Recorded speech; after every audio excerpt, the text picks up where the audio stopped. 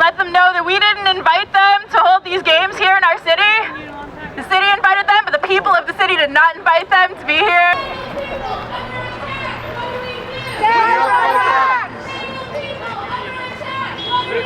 Stand up, fight back! We fight back! The shelters in this city are bursting at the seams, and in June this month, people were turned away. We do not have enough beds in this city to house people. We need shelter spaces. What do we want? Shelters! When do we want them? Now! What do we want? Shelters! When do we want them? Now! Housing, not games. Poverty is a shame.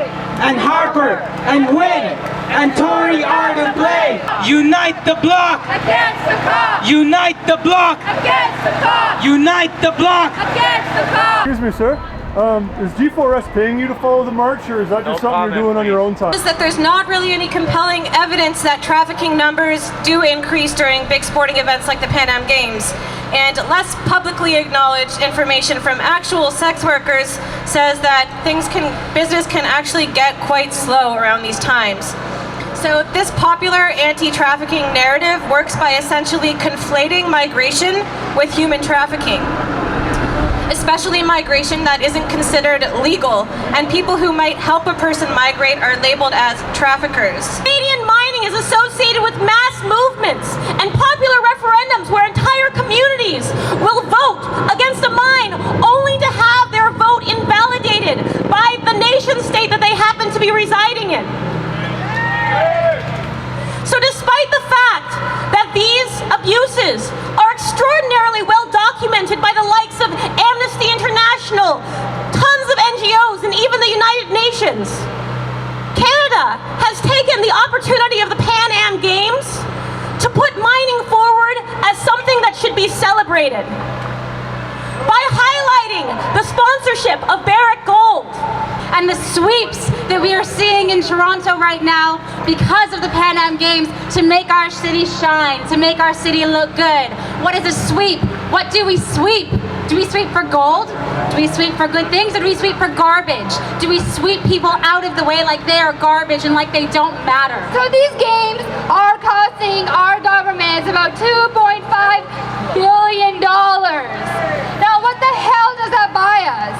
Here's what they bought. They bought they spent $800,000 on flying, wining, and dining athletes and organizers of these games. The bulk of the federal contributions, about $333 million,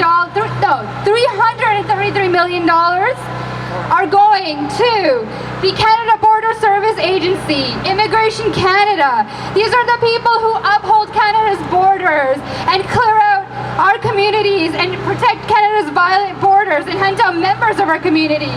And over $7 million was divided up again, for the RCMP, CSIS, and other types of security. These priorities are disgusting. That cost them $4 million to light up that bridge over on Bloor. And as they do that, there are people in this neighborhood, thousands of people who live in social housing and in rooming houses, who are trying to pay the rent and find enough money to eat. Cops in the space of 2 weeks will make more than someone on welfare makes in 2 years, 3 years. Too many homeless on our territory. $1.5 million over budget! No consultation. Barrick Gold, who made the medals for the Pan Am Games, is responsible for the rape and murder of Indigenous women globally. Home's not games. We're hungry. We're angry. We won't go away. Stop the war on the poor. Make the rich pay. No justice, no peace. No racist police. No justice, no peace. No racist police.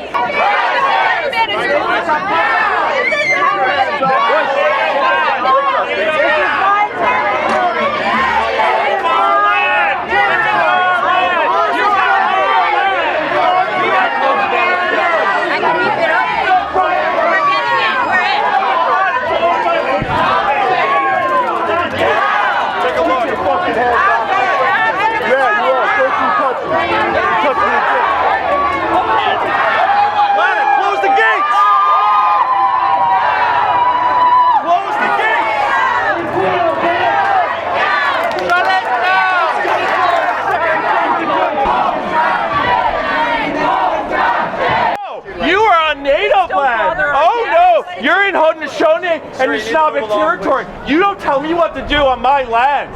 Oh no, you are a part of the problem. You need to march with us. Get up, take your beards down, and get up and march with us. Women are dying for gold.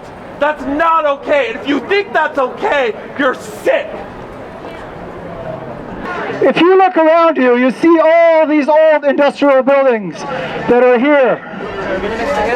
In the 1800s onwards, there were thousands of poor people that came to these industrial buildings who worked for nothing and made millions and millions of dollars for some of the wealthiest people in Toronto, government wards.